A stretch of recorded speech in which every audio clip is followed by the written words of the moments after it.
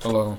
Uh, some of us are kind of upset, and we're trying to protect the littles from things that might happen in the future. Like, we're about to watch this TV series, and the first thing that came up, the little warning label tells you what's inside the movie, like language, sex, or this one has suicide and self harm, and we're like, no, we can't watch this because it's gonna go a couple different ways for us. It's not always a bad thing, and it's not always hurting us, but sometimes how it's portrayed and done, we can relate to, and stirs up a lot of thoughts inside the mind. So somebody just wanted to get out and try to get the feelings out.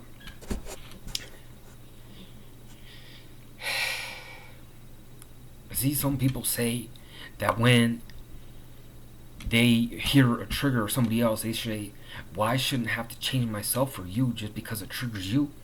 But what triggers me is a lot of things, and I got the littles that are in between. And when I try to get things out, it just studies. Let me finish. You guys can have a turn when I'm done. And sorry, Ando, um, the time is now to open up your feelings, to be who you are, inside, outside. It don't matter if you're an inside altar or outside altar. It don't matter where you come from. But let me explain. In the time that you understand that you don't think the same way anymore, as Porter was a man, he had his thoughts in line, but then something mysterious happened called GID, and it changed his mind. It changed who he was, and what he did and what he didn't do was all the same. It was his pathway to go to healing. And when we try to heal, we get ill and don't know what to do because it's in the brain. It's like our brain is telling us what to say, what to do, and we're all sharing it.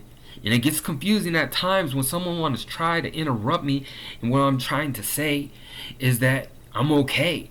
I'm okay for the most part, but certain alters and other littles can't partake in the things that we do in everyday life. It's like, how do we shelter them from what's being said or what's being heard and what's being seen? There's no way, because we're not a future teller. But if I do meet a future teller, I'll tell them to calm down, because all life is coming and all life is fast, but we're here just for a short time, and make it last. Don't think about leaving this world. Try to understand how others perceive that it's bad. Like, oh, there's something wrong with his thinking because he don't want to be on this earth no more. But there's a reason why he decided he didn't want to be on this earth no more, and it's because he was done. He didn't want no more after that. His life was good. He had a good run, and he didn't want to do anything anymore. And that's when we stepped up and took the place of him, so him can be gone and be free and not have to deal with this consciousness of everything. But every now and then he comes out, we can just feel him, and without a doubt we know it's him, and it's Porter. It's Porter that we're missing, and we don't know why he's gone. But let me tell you this, it makes us sad because he's gone. Like, we think we actually took over his body and he died, but we still feel him from time to time, and that's the best feeling in the world, because we're like, yes, we got Porter back. That's all who we asked to be with is just Porter. But everyone comes out, and everyone around us, they want Porter. They want Porter. They kind of think that if Porter's just strong enough, he can fight this. He's not. He hasn't been capable of talking in over 2 years. We've been talking for him, and it sucks because I really do miss him. He did so much for us in the beginning and taught us how to live. He gave us all the basics that he knew when he was a kid, and just because he learned a certain way to be as a kid, it throws us for a loop, because we're like trying to learn how to live life now, and different life for Porter, but the same past in this disorder comes from the inside, and we get rewinded to the place where it didn't hurt where we're normal and our voice was heard. But every time that we try to do something, let me tell you, it's not what we do, it's not what we are, it's not who we're like. It's us being us in this time. In this time that is present, past, and future. And if you don't think all times are capable of being perceived at the same time, you're wrong. Because you can think about the past, think about the future, think about the present, and you're in all three. You see flashbacks. You see glimpses of a new life for you that keeps you going. And it does help. It does help when we get those emotions in check and when we don't let it bother us. But in time, we don't know what time it is. It's 9:50. Okay, and we're in it about 6 minutes. And I don't know who's gonna listen to this, but please listen to me. You are smart. You are amazing. You are wonderful. And everything in between. You're everything at once and nothing at once. Because it's all about how you perceive and others perceive, and how we correlate to each other, how we intertwine in our lives of multiple just reside in us. And then we have to take on the day and try to figure out how to be the one that everyone wants us to be. Sorry about the hands, but let me understand. I do this for a reason, because the reason is you. You are amazing. You're beautiful. You're gorgeous. You're everything that I can tell you. That if you feel like there's no one there for you, we would try to be your friends, your best friend, especially if you want it all to end, because it's hard. And there's not a place for us to really speak about things because it's taboo. Like, there's a stigma behind wanting to leave this world. But when you're in that time, nothing is there. Nothing is there from stopping you from wanting to go. But then, if you stay a little longer, you'll find out that others care about you and stuff. But they have to understand that if you really want to leave this world, and you're here, understand that this is going to be the hardest thing you ever done. Because if you truly don't want to be here, and everyone's telling you to be here and trying to teach you a new way of life and everything, it gets hard. Like, we really push Porter to thrive, to learn. We do things that he liked so that he'll remember, so he can be a part of this. And we don't, Lord, I just, go ahead, you can talk. I'm just sad because I don't know how you guys do this stuff, but I heard it's a lot of responsibility and a lot of perceived things that we have to be for others to be happy, because they don't want to see us gone.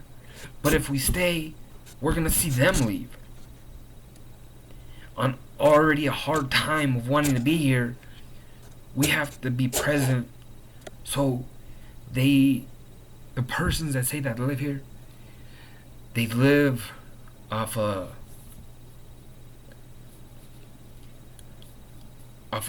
perceived way how time should flow. The kids lose their parents, the kids become parents, and they become grandparents. But if you don't want to be here, there's an everyday struggle of being like, I would have missed this. I wouldn't have seen this happen to me. All these good things that are happening to be. I mean, we have friends and family that try to help us, but they just don't understand. I mean, we don't understand. They understand to the amount of what they believe in, and what you're doing is perceived the right thing for society to do. When all you need to do is just be you. It don't matter what others think, as long as you're being you and you do your best, and It's up to you when you want to take the exit plan. But I say just wait. See what time has for us. Because we need to live. And we have to learn how to not let these triggers hold us back. But we can't control how others react. And it's a shame that we think that we're bad because everyone said no. Don't let those negative feelings in. And it gets hard when everything small and big that happen over and over until it becomes something big and you want to leave. Like, I want to leave sometimes. Like, if I know how to leave Porter and him be able to come back and all the alters leave him, I would do it. I would do it so Porter's out, because I feel like we took Porter's choice away from him. We took his life from him, and it hurts me because I just want to do everything for Porter. He my dad, and I love him. So we try to study and learn about psychology, human behavior, things like that, so we can try to change some alters, but not really change them, but open the door to working with them so we can possibly have a different outcome of what has to happen. And I don't know why, but the time I have is precious. I hope this message will receive you, not you receive the message. I hope the message helps you understand that you are important. All of you.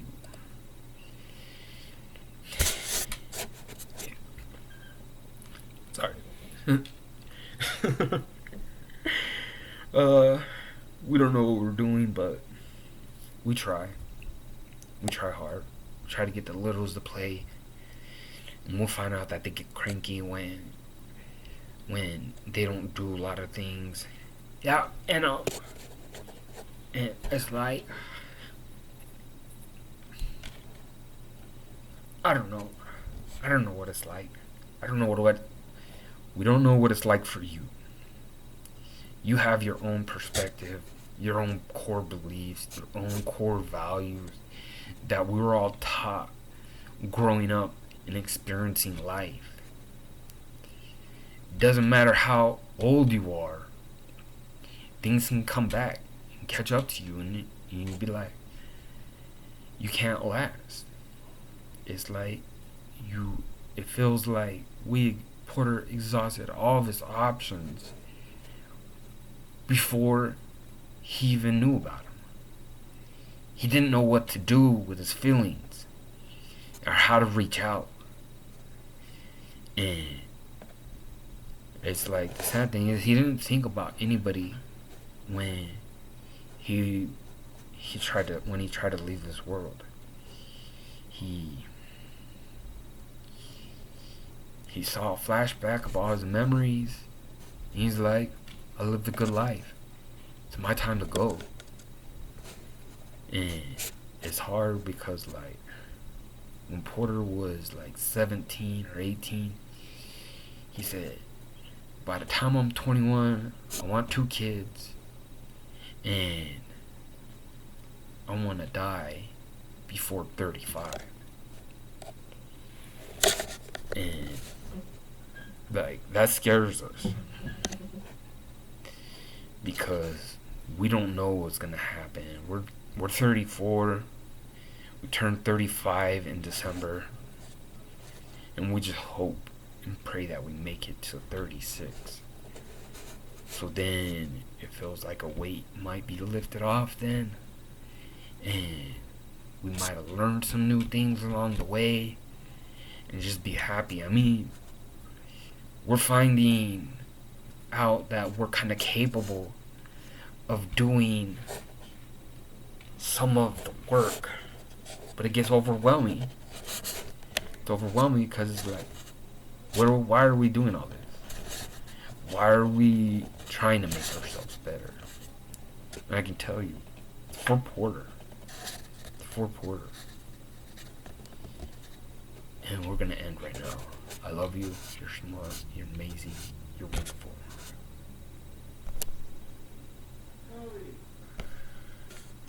I don't know how to stop it. Wow. Oh, we don't have a touchscreen laptop. We're just touching the screen for like 30 minutes.